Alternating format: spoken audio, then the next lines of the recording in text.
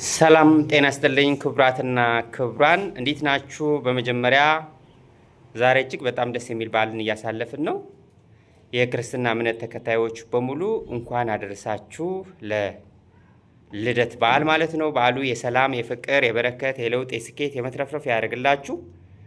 በመቀጠል እነዚህ ጀግኖች ባለራዕዮች ትናንት እንደማንኛውም ሰው ለውጥ ፈልጎ በስደት በቅጥረኝነት በአረብ ሀገር የነበሩ ይህንን ትልቅ ዓለም አቀፍ ኢንዱስትሪ በሚያቅቱም በማያቅቱም አጋጣሚውን አግኝቶ ቁርጠኛ በመሆን አንድ ብሎ በመጀመር ዛሬ ከስደት በመውጣት እንደዚህ አምሮባቸው በህብረት መስራት ብቻ ሳይሆን በህብረትን በዓልን እያሳለፉ ይገኛሉ። በዓሉ እንዴት ነበር?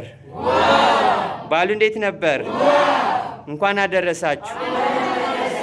እንኳን አደረሳችሁ።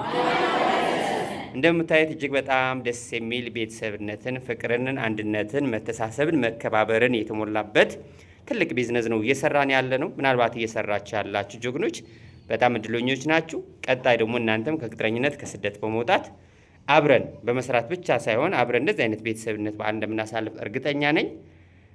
ያልጀመራችሁ ሰዎች ደግሞ ይህን ኢንተርናሽናል ካምፓኒ በተለያየ መልኩ አግኝታችሁ ሊሆን ይችላል። ግን አንድ እድል ማግኘት ብቻ ሳይሆን ቆራጥ በመሆን በመወሰን በራሳቸው በመተማመን አንድ ብላችሁ መጀመር ያስፈልጋል። ምክንያቱም እነዚህ ጀግኖች ትናንት ይህንን ቢዝነስ ሲያገኙ ብዙ ሰው አይቻልም አይሆንም ሲል፣ እነሱ ግን እንደሚቻል በራሳቸው ተማምነው ቆራጥ ሆነ ስለጀመሩ እንጂ የተለየ ነገር አልተሰጣቸውም። ስለዚህ በህይወት ልዩነት ለመምጣት ወይ ደግሞ ለውጥ ለመምጣት መጀመሪያ በራስ መተማመንና ቆራጥ መሆን ያስፈልጋል። አይመስላችሁም?